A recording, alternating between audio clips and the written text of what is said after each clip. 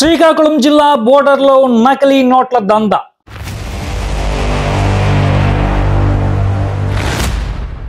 జల్లెడ పట్టిన పోలీసులకు సుమారు 1/2 కోటి నకిలీ 500 రూపాయల నోట్లు బయటపడ్డ వాయినం.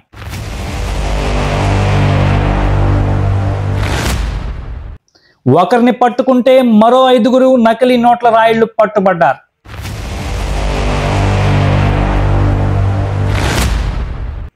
శ్రీకాకుళం జిల్లా పోలీసులు తీగలాగి డొంకనంతా కదిలించారు.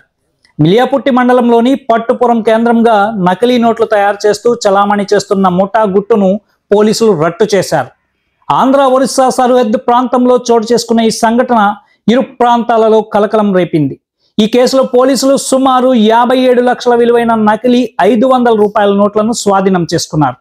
అలాగే నకిలీ నోట్ల తయారీకి వినియోగిస్తున్న జిరాక్స్ మిషన్, పేపర్, ఇతర వస్తువులతో పాటు 4 సెల్ ఫోన్లు, 1 స్కూటీని పోలీసులు సీజ్ చేశారు.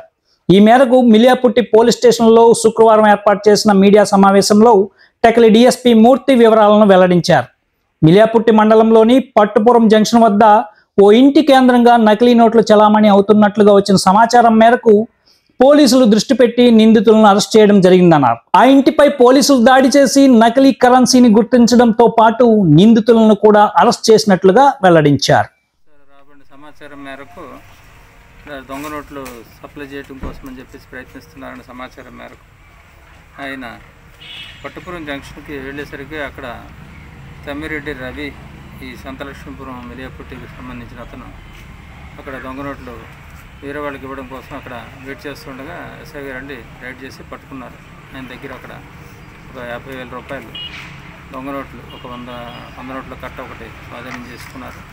ఆ తర్వాత అతను ఇచ్చిన గ్రామం అట్లాగే తమ్మిరెడ్డి ఢిల్లీరావు, సంతలక్ష్మీపురం, దాసరి కుమారస్వామి, హిందీ సంతలక్ష్మీపురం, దాసరి రవికుమార్, కరజాడ, దుమ్ము ధర్మారావు, జోకులపాడు విలేజ్, వదులుకోతాం. వీళ్ళంతా ఒక టీమ్గా ఏర్పడతారు.